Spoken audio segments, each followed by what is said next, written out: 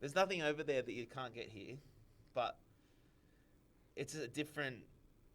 Yeah, I don't. It's not as it was, but still, it's just a very peaceful place where you can feel safe walking around.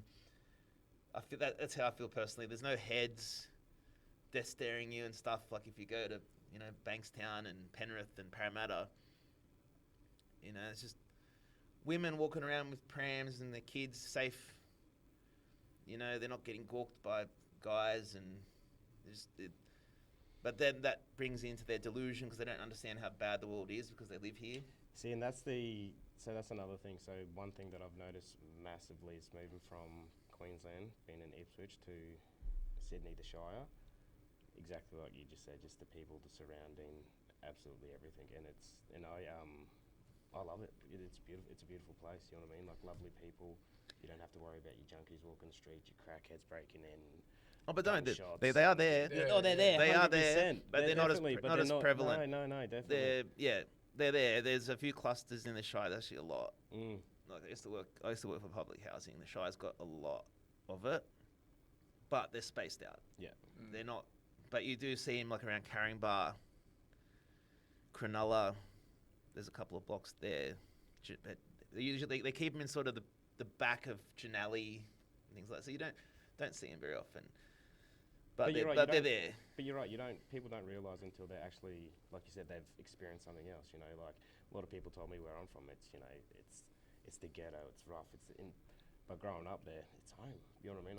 I didn't notice it, and then now being here, I'm like it's a rough place. You're always going to be familiar with where you grew up, and you're always going to be fond of it. Yeah. Always.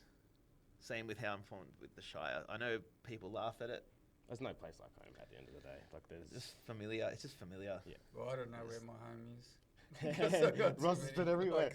It's just I get you. So you've packed up and moved a lot. Yeah. So I kind of understand where you're coming from. But you I'm sort pretty of easy. I don't know. Like I can adapt pretty well, pretty quick. I can't. So it's just I'll be honest with you. I'm simple. Like I'm not simple. Like I don't need much. Like I'm happy. Oh yes, same here. But I'm happy if I've got friends, family come over to entertain because that's what I like to do, and that's it. I don't really need much more than that. I don't need to have fancy cars, fancy house. I'm happy with something simple too. We're simple. We would live in a cardboard box if we could. We don't give a shit. We're blokes. We don't care as long as we're not getting wet. Well, and we've got water.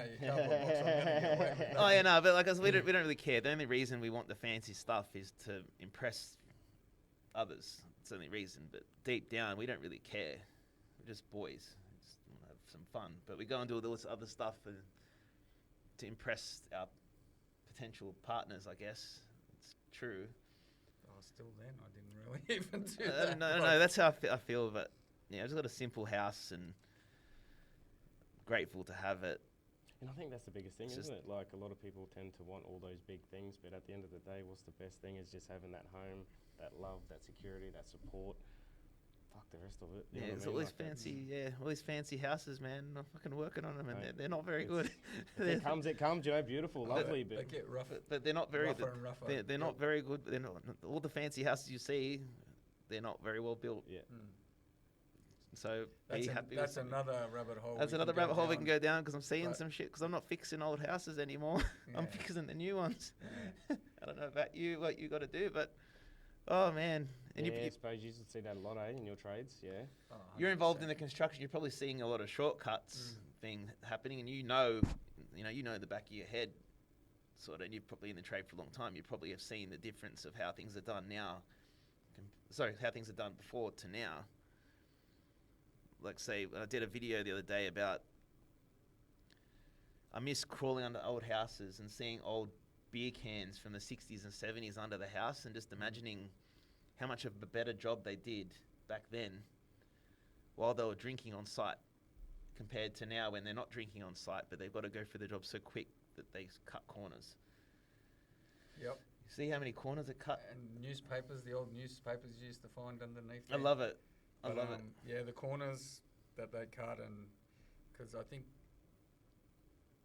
everyone gets squeezed. There's no profit in them anymore. Yeah, and people were just throwing in, and the care factors not there. And Yeah. So we're just a whole bunch of cowboys out there. It's all Yeah. cowboys. No one's Yeah. watching it. No one's enforcing it. The people that do enforce it, if they do show up, they just come out of university and they don't know what the fuck they're looking at. So that's going to be my next question. Bookworms. So do you find that it's a lot of the new tradies as such as rather than the old school tradies like yourselves? I would say yes on my part because I think we have more care factor. The only reason they why would- I asked that yeah. is because I started working when I was 16, but I got trained and shown by a lot of older men, like in their 30s and 40s, and fuck, we pumped hard, you know what I Yeah. mean? Like, it was hard. They would have like- been taught by the older gen too. And, that, Yeah. and that's what I love, you know what I mean? And it was, they showed me how to reach those certain levels, how to work hard. Who cares if you cut yourself, you bleed a little bit, you know what I mean? Like, Oh, Just yeah. keep Oh, pushing, yeah, you know what I mean? I learned that It's- way too. My first boss was now like these that. days, it's, you got to report everything, you got to, Yeah. you know, it's... It's it's like Yeah. a kindergarten. You're It really is. babysitting pretty much. You become when you start employing these young people, you become like their dad, Mm. and you And become like shrink. a daycare center as well. And shrink and Yeah. lots Yeah. of tissues. Yeah, like my young worker, young fellow. Look, fair enough. He was doing something heavy, and he pulled his back. I pull my back all the time. My back's cooked. Like I'm always clicking and shit. My neck's stuffed, and I'm like, man, get used to it, dude. You're choosing a trade. You're gonna get a sore back. Oh, I gotta go physio. I can't do this anymore. And man, the stuff I used to have to do when I was younger in the trade. So I started the trade a bit late, but when I was younger in the trade, I started when I was at 24, 25. But the way I was taught is to be tough. You're going to get cut. You're going to hurt yourself. It's part of the job. Now they expect to finish work and still have clean hands and not be hurt. Like it's a dangerous, can be potentially dangerous. Every job is a trip hazard. Every client can be your worst enemy. And they just don't understand what they're dealing with. Like they don't understand how hard it is. And I do respect those older guys. Like my first boss was 70 at the time. He was telling me, "Oh, don't use gloves. If you use gloves, you're sacked." He's trying to make me used to touching certain things that I shouldn't say. Trying to get me used to touching it without gloves to build my immune system. And I learned that way. And he's like, teaching me just don't wear gloves. And it was a bad habit. And I've had a few infections and things like that. But it toughened me up. Yeah. And I appreciate him yelling at me when I was in a hole. And it's those Yeah. life skills, isn't it? You know He was what I mean? yelling Like at being me. yelled and... When I yell at my young fella now, he fucking cries nearly. He's like upset and I'm like, dude, like I don't yell at him in a bad way. I'm like, man, come on, like, what are you doing? And he'd get upset at me for that. I'm not Yeah. even rude. But my boss is like, what the fuck are you doing? Fucking, you're Yeah. fucking painting a picture. I had bricks thrown at me. That's Yeah. what happens. I mean, yeah. But like, I know that the old school kind of way is bad in the sense of, it can fuck up some people psychologically, but at the same time, the greatest time of our lives. Because you were just there to learn. And obviously they treated you hard, but they still taught you. They gave you the time, they gave you the time of day and taught you. And in learning that way, that's how they were taught. Yeah. And it's just passing down information.